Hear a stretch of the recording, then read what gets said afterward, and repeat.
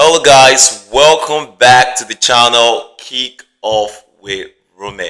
Today we are going to be previewing the game against Benfica in an away game that is very important for us. What are the narratives going into this game?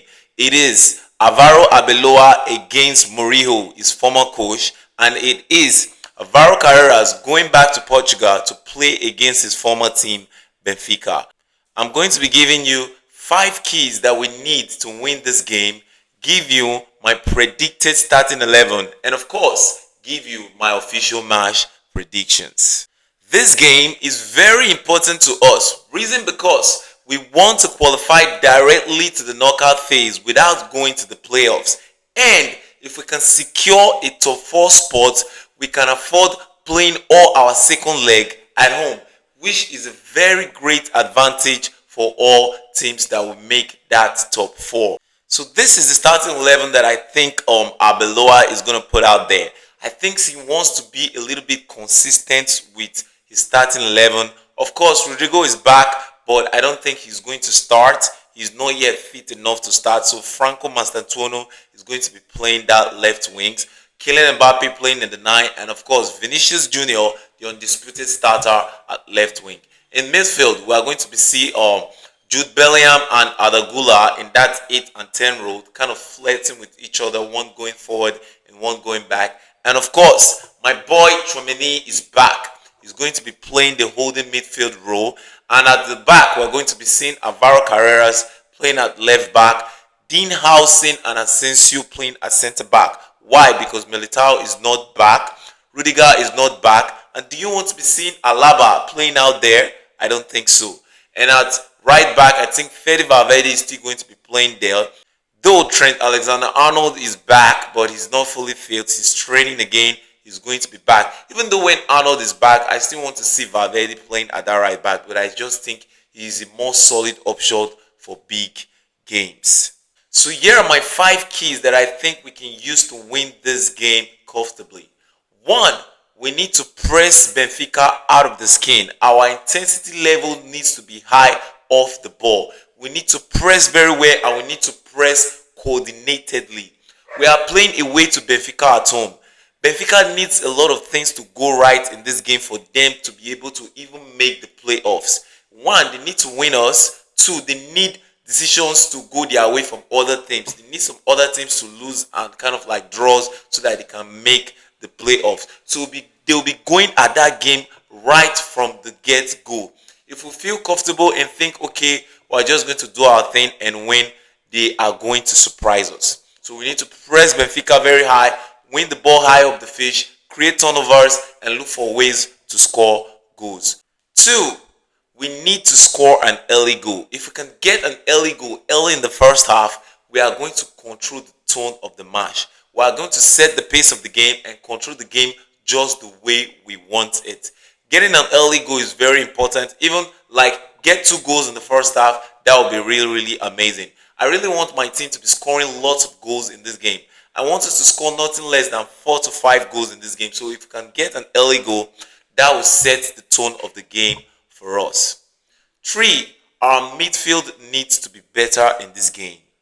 I always wonder why we get run through in the midfield sometimes. Maybe that is due to the fact that we need a deep line midfielder, a very good playmaker that can distribute the ball very well, that can control games, set tone of the games, know when to slow the game down, know when to increase the tempo of the game, switch plays. We don't have a player like that.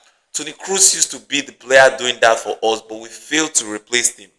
Vitinha would be a dream signing for us, but he's not available right now. He's not available. The Pedris, the Bruno Fernandes, we need to get players like this. We need to get players like this, else our midfield is just going to be bank average and players that are just runners. That's what we have in midfield. Jude Bellingham has creativity, but not that often.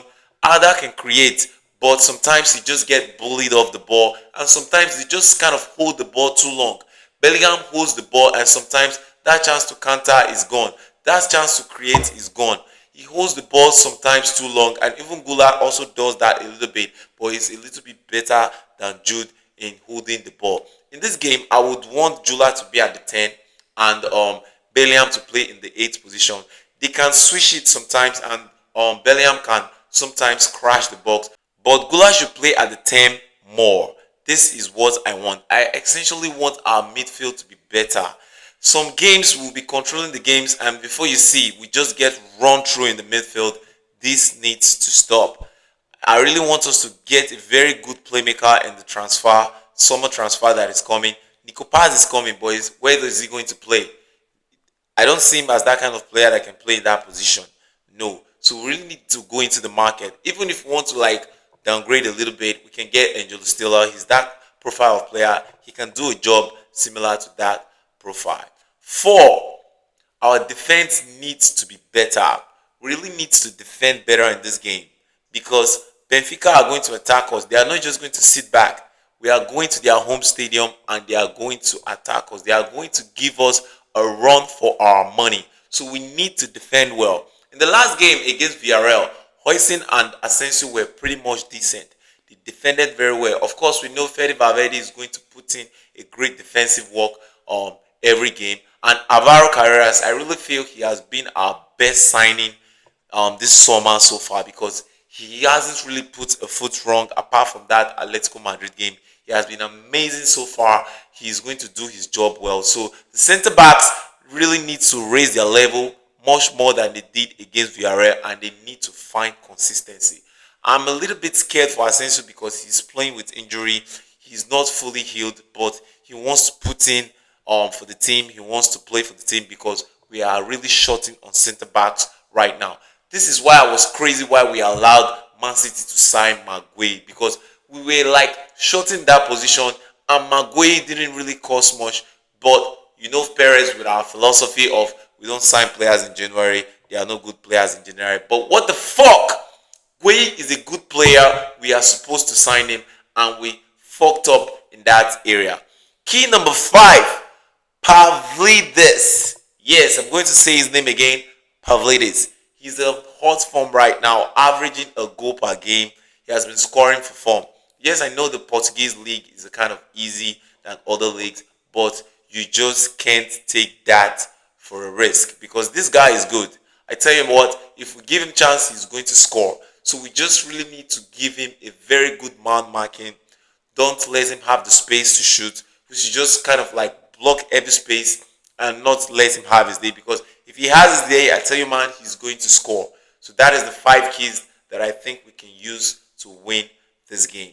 Now, for my official match prediction, I really want us to keep a clean sheet, but playing away, that would be very, very expensive for us. So I think this game is going to end in a 3-1 win for us. With Kylian Mbappe getting the score sheet, my boy Vini getting his goal, and maybe a midfielder or someone coming from the bench to score a goal. But please, I don't want to see Ceballos being subbed on in this game because he has this campaign of losing balls in important positions, putting us in dangers all the time.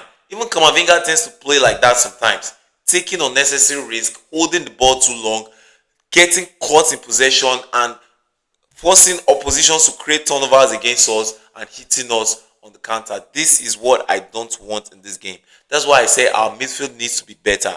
I don't want to see Ceballos being subbed on, except we are winning with a really, really high margin, 4-0 win or 3-0 win.